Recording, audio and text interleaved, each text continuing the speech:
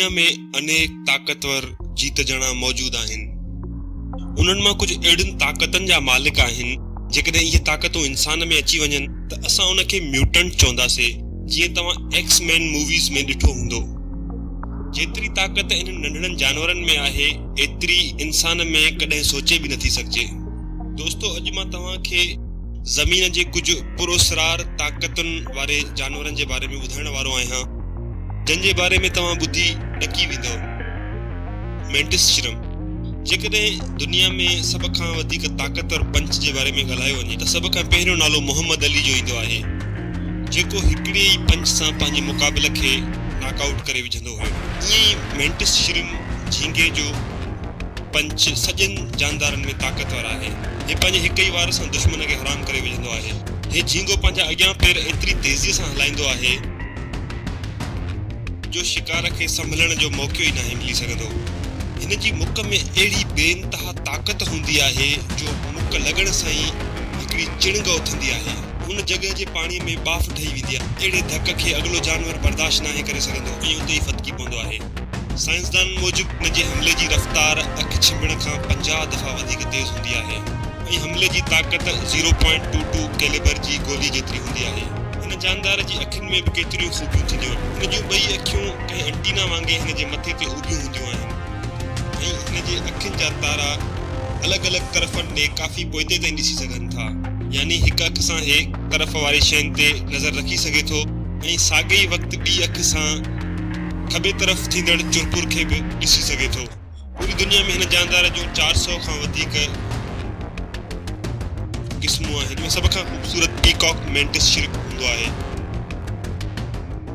Mimic octopus खे 19वीं सदीअ में साइंसदाननि इंडोनेशिया जी सामूंडी पटीअ तां लधो हुयो। वेस बदिलाइण जी ज़बरदस्त ख़ासियतनि सां हे ऑक्टोपस कंहिं बि ॿिए ख़तरनाक जानवर या ज़हरीले जानवर जहिड़ो रूप धारे सघे थो। न सिर्फ़ु एतिरो पर उन्हनि जे रंग ऐं उन्हनि जी हरकतुनि जी नक़ल पिणु हो करे सघे थो। हीउ जेको वीडियो तव्हां ॾिसी रहिया आहियो, इन में मिमिक ऑक्टोपस पंहिंजे जिस्म जे उज़वनि खे हिते मोड़े करे हिकु ज़हरीले फ्लैटफिश जो रूप कयो आहे। अहिड़ी तरह हिन सीन में ऑक्टोपस पंहिंजा पेर फैलाए करे हिकु लाइन फिश जो रूप इख्तियार कयो आहे ऐं हिन सीन में पंहिंजो पाण खे ज़हरीले सी स्नेक जहिड़ो करे ॾेखारे रहियो आहे। अहिड़ी तरह हिन सामूंडी जानवर खे ॿियनि बि केतिरनि ई जानवरनि जूं शिकिलियूं कंदे ॾिठो वियो आहे। ऑक्टोपस जो हे क़िस्म समुंड जे तरे में पंहिंजो पाण खे वॾी ख़ूबसूरती सां लिकाए वेंदो आहे। अॼु ॾींहं ताईं जो लधल अहिड़ो जानवर आहे जेको केतिरनि जानदारनि जी नक़ुल करे सघे थो।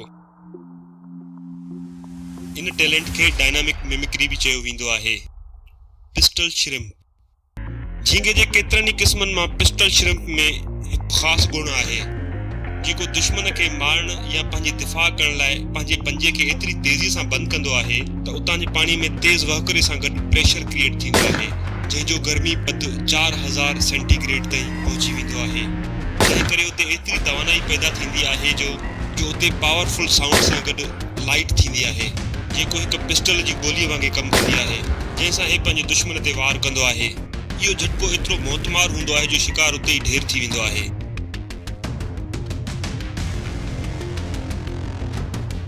Archer fish. मच्छूं सिर्फ़ पाणी अंदरि पंहिंजी खुराक जी तलाश न आहिनि कंदियूं, पर पाणीअ ते वेठल जीत ॼणा पिणु खाई वेंदियूं आहिनि। हू पहिरों वॾी ख़ामोशीअ सां पंहिंजे शिकार जे वेझो ईंदियूं आहिनि ऐं पोइ पंहिंजे कलियुनि में केतिरो ई पाणी जमा कंदियूं आहिनि। पाणीअ मां अंदरां निशानो वठी इहा मच्छी सिधी उनखे पाणीअ जी पिचकारी हणंदी आहे। अहिड़े अचानक थींदड़ हमले खे उहो जानवर बर्दाश्त नाहे कंदो ऐं सिधो पाणीअ में चिकिरंदो आहे, जंहिंखां पोइ हुनजे बचण जी का उमेद नाहे बचंदी। आर्चर मच्छी पाणीअ मां ॿिसट मथे वेठल जीतनि खे पाणीअ जो पिचकारी हणी पाणीअ में केरींदी आहे। हिन जो निशानो एतिरो तेज़ हूंदो आहे जो 2 सेंटीमीटर खां वेंदे 2 मीटरनि ताईं जे वेठल कीड़े खे इहे केरे विझंदी आहे। मज़े जी ॻाल्हि इहा आहे त जॾहिं असां पाणीअ मां आर पार किथे ॾिसंदा आहियूं त जंहिं शइ खे ॾिसंदा आहियूं उहा शइ एक्चुअल उते न हूंदी आहे, जंहिंखे रिफ्रैक्शन चयो वेंदो आहे।